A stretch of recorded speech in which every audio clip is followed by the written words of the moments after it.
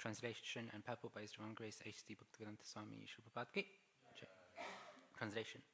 O Lord, for the residential purposes of all inhabitants, both moving and non-moving, this earth is your wife and you are the Supreme Father. We offer our respectful obeisances unto you, along with Mother Earth, in whom you have invested your own potency, just as an expert sacrificer puts fire in the Aruni wood. Purport. The so-called law of gravitation which sustains the planets is described herein as the potency of the Lord. This potency is invested by the Lord in the way that an expert sacrificial Brahmana puts fire in the Aruni wood by the potency of Vedic mantras. By this arrangement, the world becomes habitable for both the moving and non-moving creatures. The conditioned souls, who are residents of the material world, are put in the womb of Mother Earth in the same way the seed of a child is put by the father in the womb of the mother. This conception of the Lord and the earth as father and mother is explained in Bhagavad Gita 14.4. Conditioned souls are devoted to the motherland in which they take their birth, but they do not know their father. The mother is not independent in producing children. Similarly, material nature cannot produce living creatures unless in contact with the Supreme Father, the Supreme Personality of Godhead. Srimad Bhagavatam teaches us to offer obeisances unto the mother along with the father, the Supreme Lord, because it is the father only who impregnates the mother with all energies for the sustenance and maintenance of all living beings, both moving and non-moving.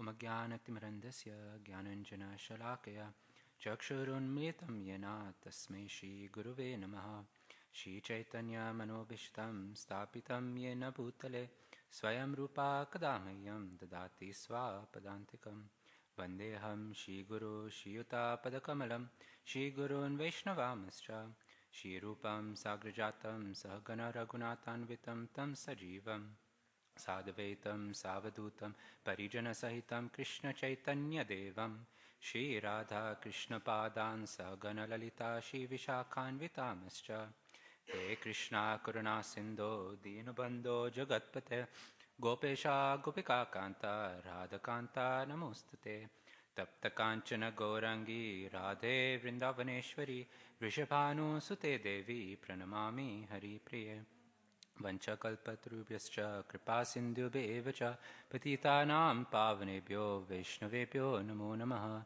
Namo Vishnu Padaya Krishna Prishtaya Bhutale Shrimate Bhakti Vedanta Swami Nityanamine Namaste Saraswate Deve Gauravani Pracharine Nirvishesha Shunyavadi Pashtatya Deshatarine Jai Shri Krishna Chaitanya Prabhu Nityananda Shri Advaita Gadadhara Shivasadi Gaura Bhaktavinda Hare Krishna Krishna Krishna Hare Hare Hare Rama Rama Rama Hare Hare Namo Vishnu Padaya Krishna Prishtaya Bhutale Shrimate Kankananda Swami Krishna Prishtaya Bhutale Goda Sajidayita Swami. Thank you everyone for joining from Bhagavad class and giving me the opportunity to speak. I'm just going to put a disclaimer. I am a bit sick, so my voice isn't as usual. But anyway, early on when I was learning how to share the Bhagavatam, my teacher at the time taught me that no matter what situation, no matter what the health condition, we should always be ready to glorify the Bhagavatam. So that's my endeavor here. Instead of going, I can't do this, I'm going to try and do it. So where are we in the Srimad Bhagavatam? So we're in Canto 3, where it's a conversation between Maitreya Muni and Vidura. And in the previous chapter, what we discussed and heard is that Vidura and Maitreya Muni were talking about the creation of Brahma. How Brahma had created so many different living entities, so many different personalities, the four Kumaras, Shiva, and so many people, the sages. And his endeavor was to try and create personalities who would help progenate the universe. But none of them would do that. I mean, Shiva tried, but his progeny, instead of expanding the universe, started to destroy the universe. And then we hear about, at the start of this chapter, well, at the end of the last chapter, how Swayambhuva Manu and Shatarupa come from Brahma to help Brahma progenate the universe. And then at the start of this chapter, chapter 13, what we hear is that Vidura is inquiring from Maitreya Muni, tell me more about Swayambhuva Manu and Shatarupa. Tell me about the activities because they're related to the Supreme Lord. And so what Maitreya Muni then starts doing is starts talking about how Swayambhuva Manu and Shatarupa came and they inquired from Brahma, what do you want us to do? And Brahma said, procreate. But then Swayambhuva Manu was looking around and going, well, if I'm going to procreate, I need somewhere to exist. I need some residence. And he's trying to find the earth to reside. But then what he finds is that the earth is not in its orbit. It's actually sinking into the Garbhodak ocean. So he goes to Brahma and goes like, okay, you want us to procreate, but where do we procreate? Where's our residence place? And so Brahma's contemplating, and as he's contemplating, a strange thumb-sized creature comes out of his nostril. And everybody's like, what is this? Is this a bird? Is this a plane? No, it's a boar. It's a Varahadev. And so they're all glorifying Varahadev, and as they glorify Varahadev, they see Varahadev dives into the ocean. It's described that as he dives into the ocean, he splits the ocean into two. And then just as boars, when they're trying to find food, when they're trying to find their family or their residence, they use their nose, they sniff around. And so using his nose, Varahadev was sniffing for Mother Earth. And then we hear about how using his tusks, he basically raises the earth out. But out of ecstasy, Maitreya Muni then starts amalgamating a second appearance of Varahadev. One appearance of Varahadev during Swayambhuva Manu's era, which is this one, where the Lord comes through the nostril of Brahma to save the earth which had fallen into the ocean. And the second incarnation of Vara is in the 6th Manvantara, where he is fighting Hiranyaksh. He incarnates to kill Hiranyaksh and save the earth also. And so we hear a bit about that, and then we hear how the sages of the higher planets are all glorifying the Supreme Lord in his Lord Varaha form. And the verse that we have today is one such glorification, so I'll just read the translation again. O Lord, for the residential purposes of all inhabitants, both moving and non-moving, this earth is your wife, and you are the Supreme Father. We offer our respectful obeisances unto you, along with Mother Earth, in whom you have invested your own potency, just as an expert sacrificer puts fire in the Arani wood. And so we're at that stage of the Bhagavatam where Lord Vara is being described in different ways, in different verses, by the sages of the higher planetary systems. And in the verse, we see that Mother Earth is also present, very much glorified. We see in the world around us, Mother Earth, Mother Nature is a big topic of protection, of care, of love.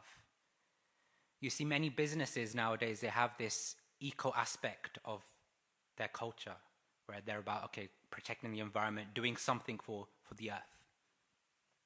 We see even so many people, they're all looking at, Mother Earth gives us so many things. Let us give back. Let us protect the trees. Let us plant trees. Let us do so many things to protect the earth and rejuvenate the earth's life force.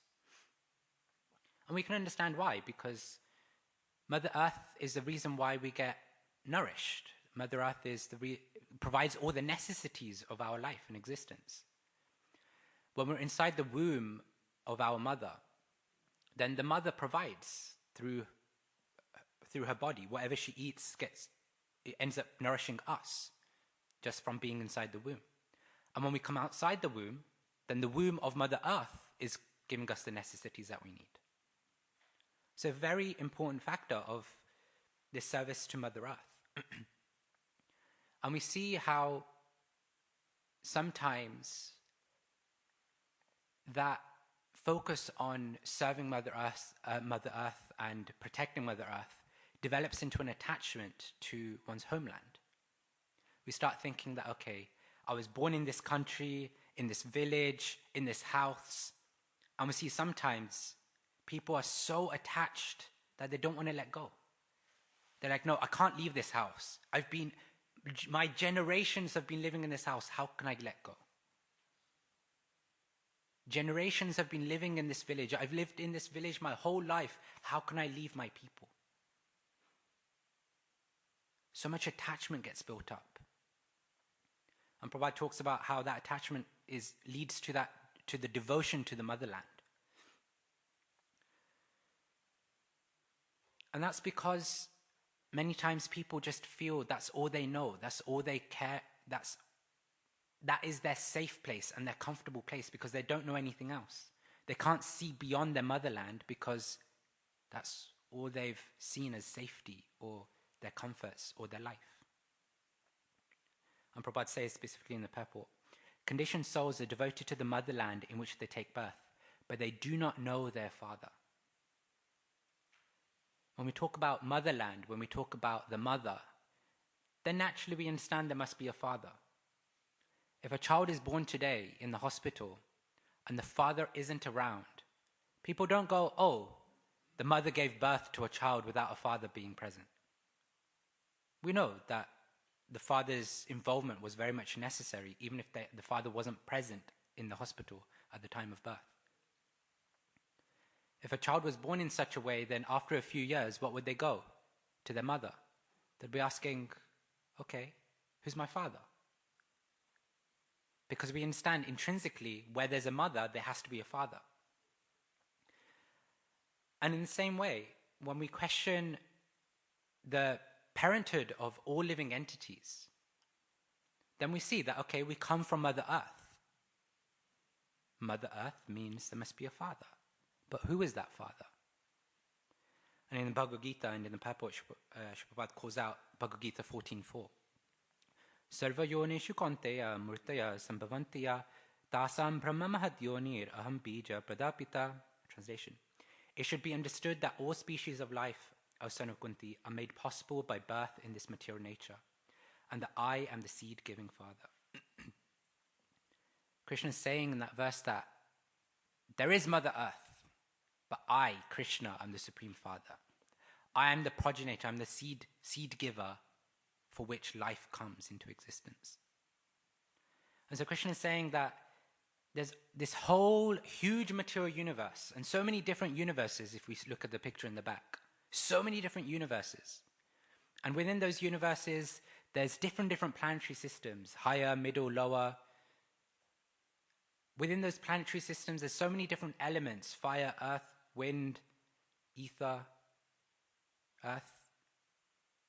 And within all of those, Krishna's potency has been given in order to create life, to create the living entity.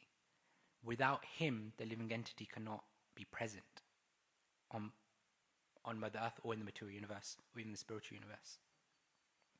And we see how amazing this is because according to the living entity's desires and activities, they get a body perfectly suited to carry out those desires and burn off those karmic activities. So perfect. And not only does the Lord actually impregnate life into the universe, but we see that the Lord also injects his potency to sustain and maintain the living entities.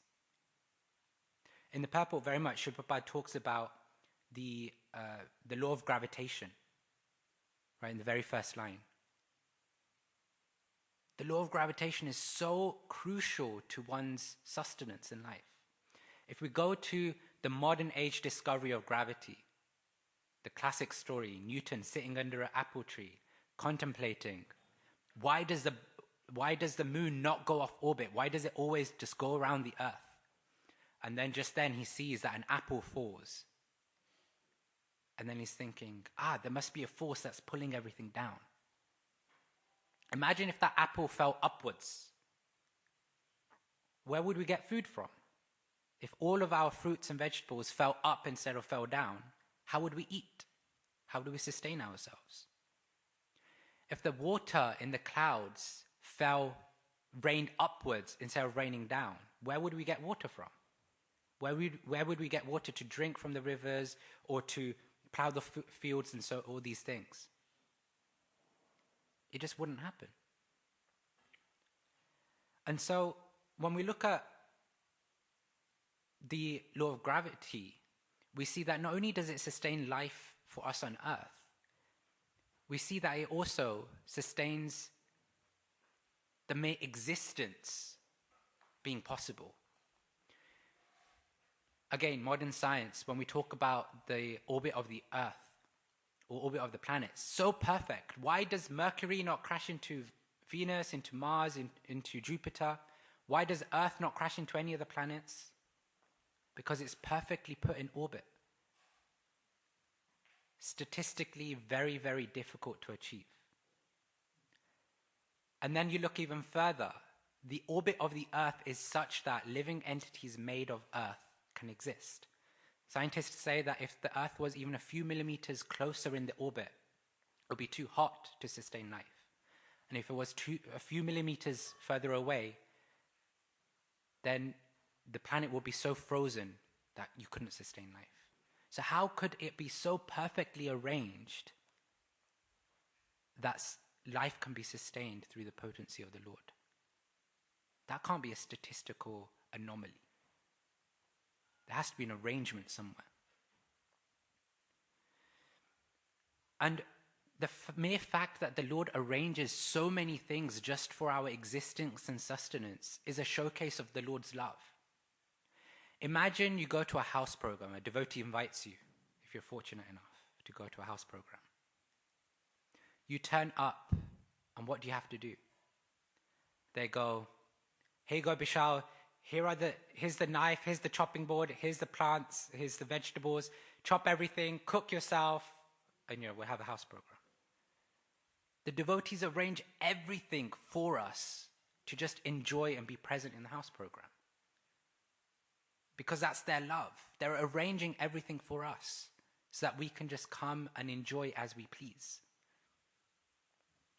Imagine the scale of the Lord then in the universe, where he's arranged not just the law of gravity, but he's arranged all these other potencies, all these other universal laws.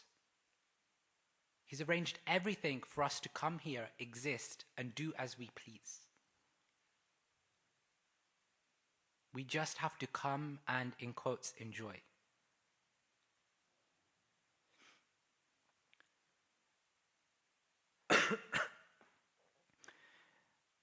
And as a devotee, when we see this potency of the Lord in different ways,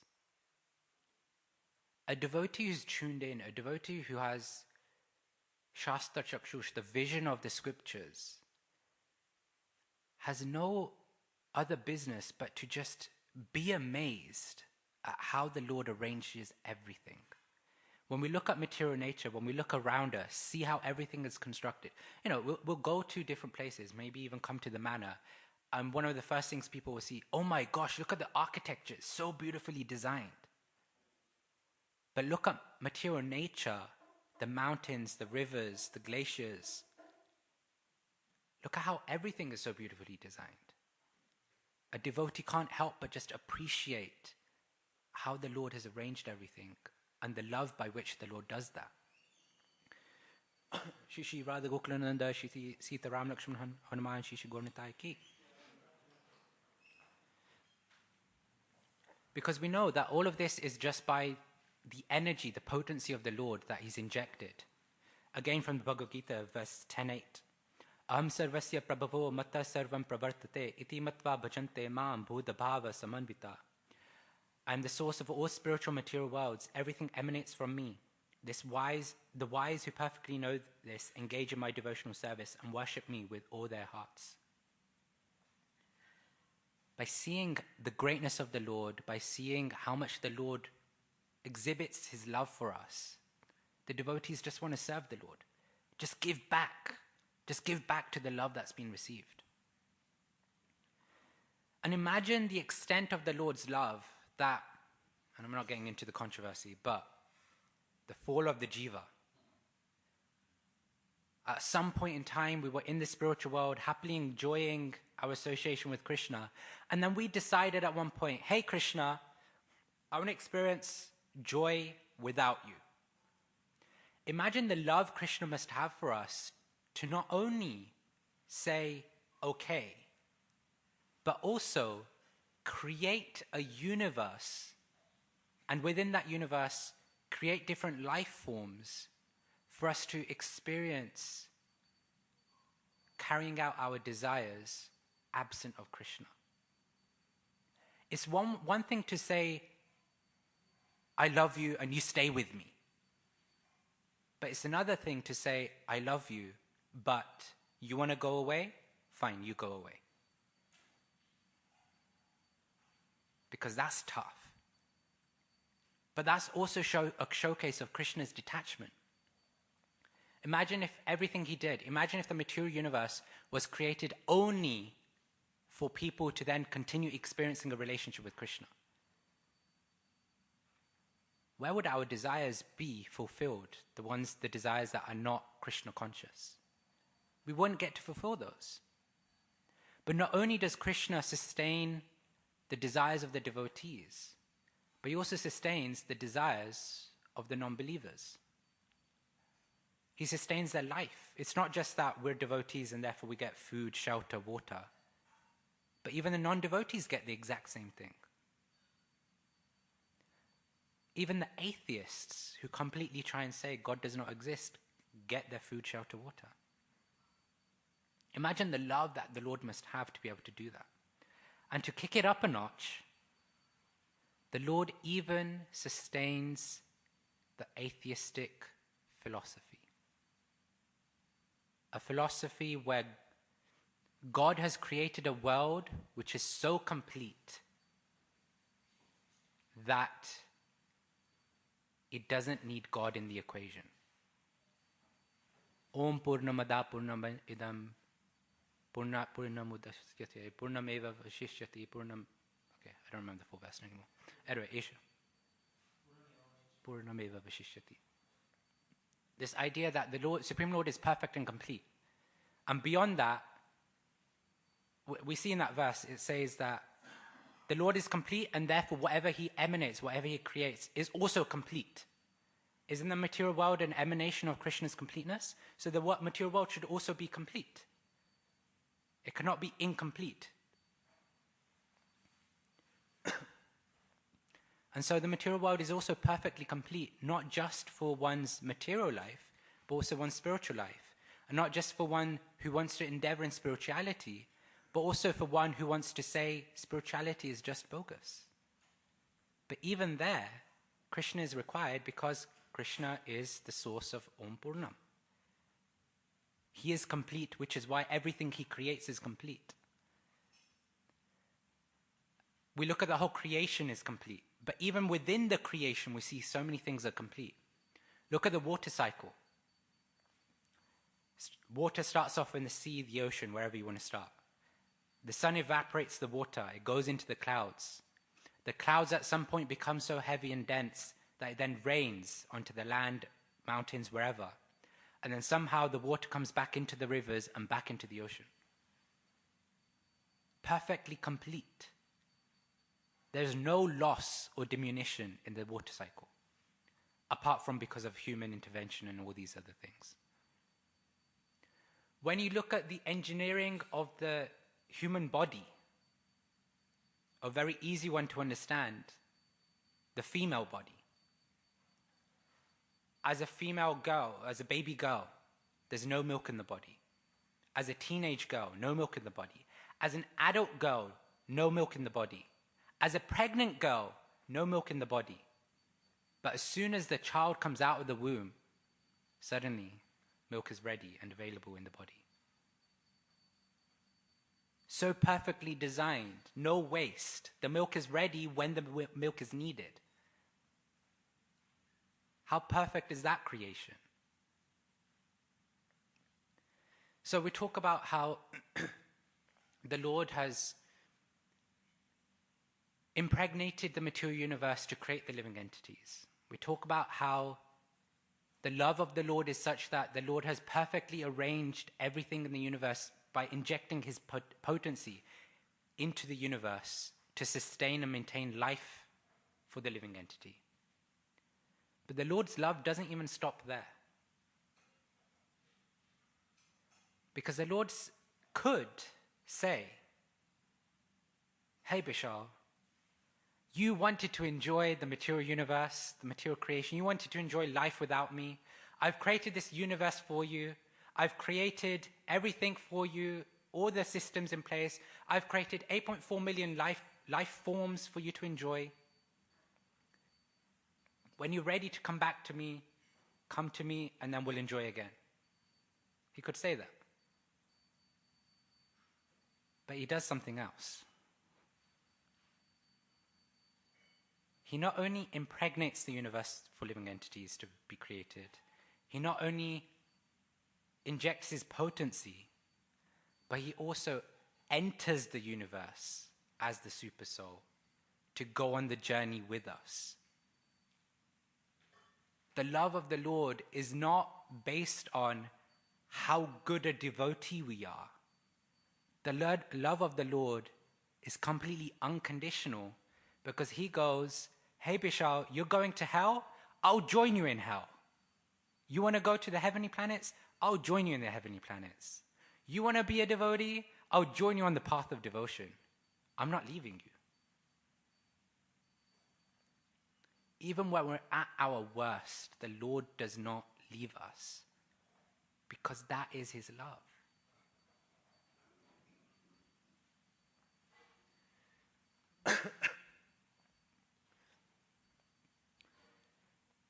We can think of parents, or we can think of parents. A child who wants to learn how to ride a bike, right? What does the child do? Papa, mommy, I want a bike.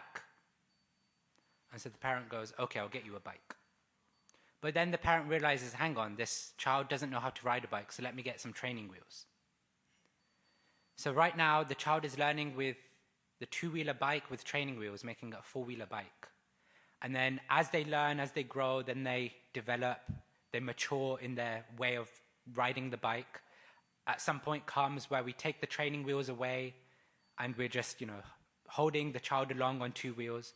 And then a point in time comes where we go, okay, now you can ride a bike, you go. You do whatever you want on the bike. I'm going to be at home. I'll watch from afar or not even watch at all. You're allowed to ride the bike however you wish. But then, inevitably, what happens? At some point, the child still falls. Do we go, how could the parents allow the child to fall and do something that would hurt themselves? No, that's part of their growth to learn how to ride a bike, their maturity. In general, we see parent-children relationships. When the child is very young, is innocent, doesn't really know right from wrong, or doesn't really understand the world, parents' duties is provide everything. Provide them emotional, financial care, stability, everything. But as the child matures, teenage years, what happens? You're old enough to now take care of a few things. Here's your responsibility. I'm not going to make your plate for you. You make your plate for yourself. I'm not going to do all these things for you. You do it yourself. You become independent and do your own thing. And as part of that, it's also teaching them the skills to handle life themselves, because life means there's going to be ups and downs. You're going to fall.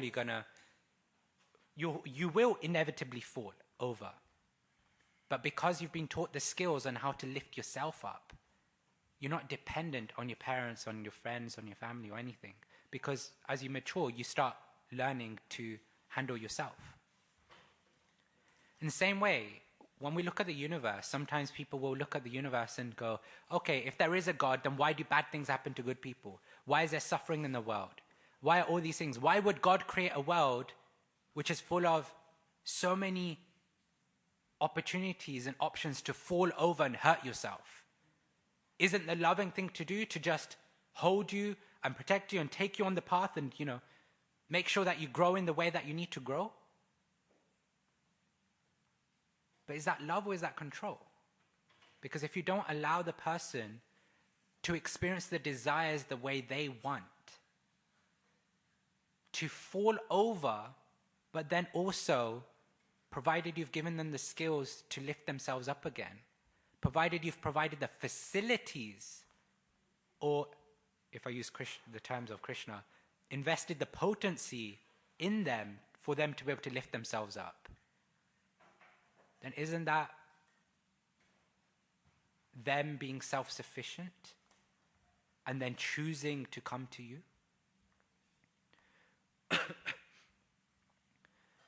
So when we look at the Supreme Lord's love, we see that He not only gives us life in the material universe because we desire it. He not only invests His potencies for us to live life here, He invests potencies for us to also come to this realization that at some point, experiencing our desires here is not worth it. Let us transcend it. But He also goes on that journey with us and doesn't wait for us to come on the path of devotion for Him to stay with us. All it is that just like we hear the analogy from the Vedic scriptures, two birds on a tree. One bird is busy eating the fruits of the tree. Sometimes it's bitter, sometimes it's sweet. Sometimes it's sour, sometimes it's raw. We, as that bird, are just busy chewing and eating and tasting the different fruits. But the other bird is just waiting for us to turn to Him. He's still going everywhere. He's waiting for us. We're on branch 1. He's on branch 1. We decide we want to taste the fruits on branch 3 levels higher. He's going to join us there.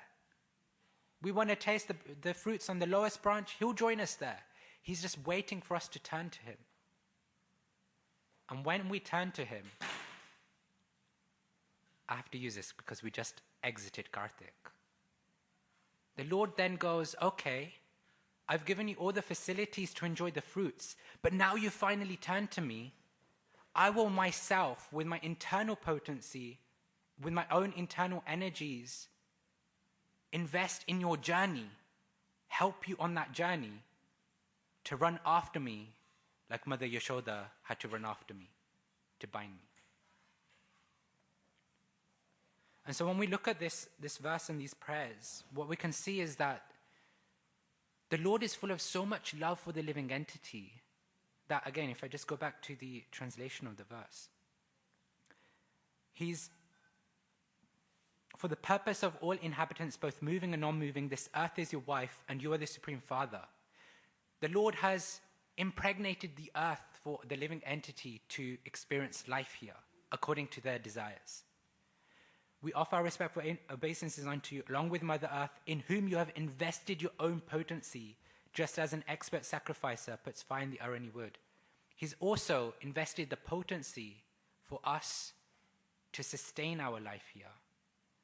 But even beyond that verse, and glorified in other verses, the Lord also enters the universe to go on that journey of love with us.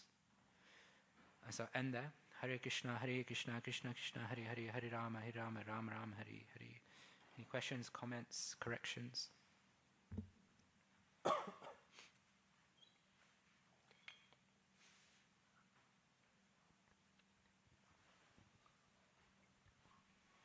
guess, Prabhu, thank you.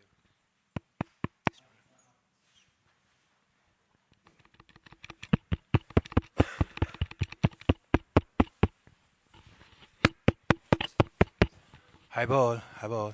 So, yeah, that's one subject matter that I always like, feel inclined to comment on. You talk about Mother Nature. I don't know much about many things, but I know it's like she's got a pulse, a heartbeat, Mother Nature. Okay, so it's interesting here that she is considered Mother and the Supreme Lord is the Father, and I just wonder if devotees should remember Mother Earth more often. At the moment, she's considered a little bit oppressed, and we can see that she's not happy with all this stuff going on. The intensity of what's going on, especially weather globally. I mean, I was watching in horror, disbelief, my hometown, in Jamaica. I didn't take birth there, but I lived there. How this system was ravishing that place. Nothing was spared.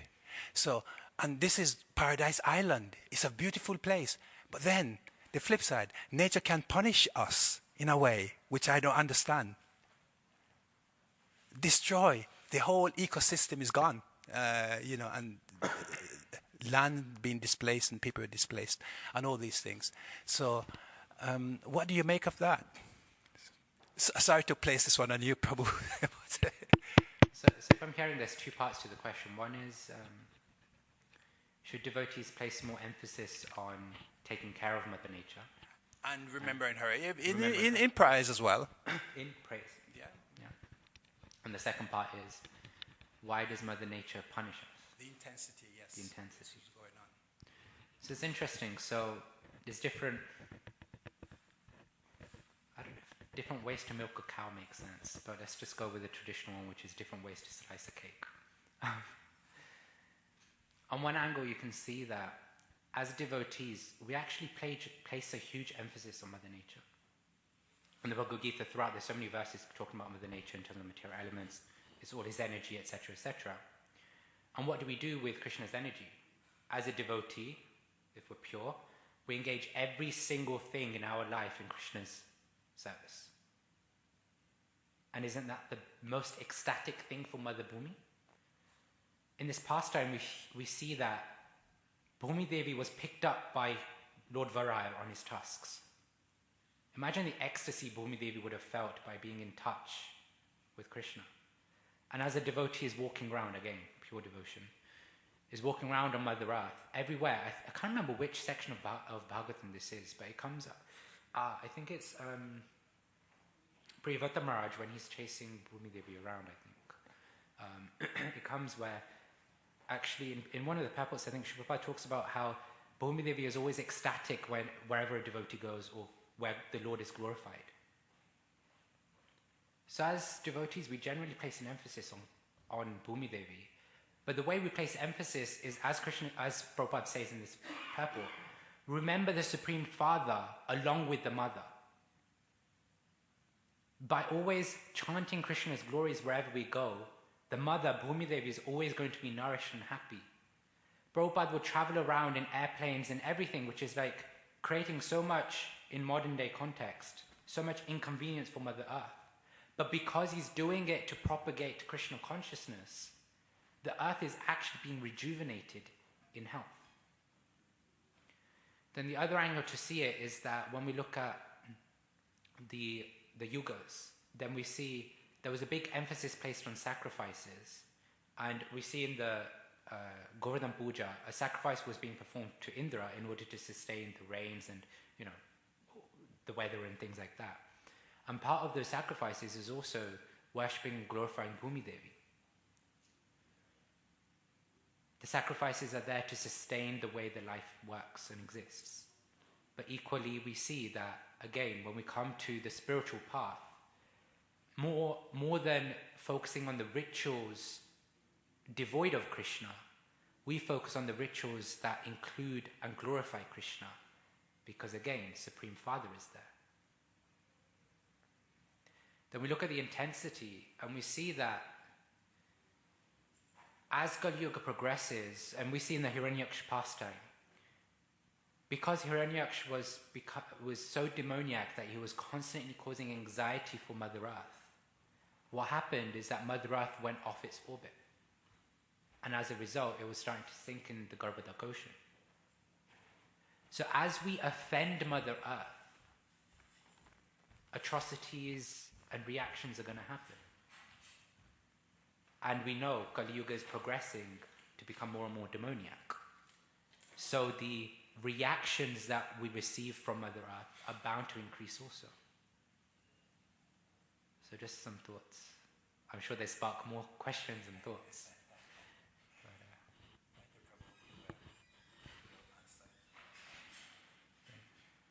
Maybe one over breakfast. Any other questions, comments? No? Grantaraj Srimad Bhagavatam ki. Srila Prabhupada ki.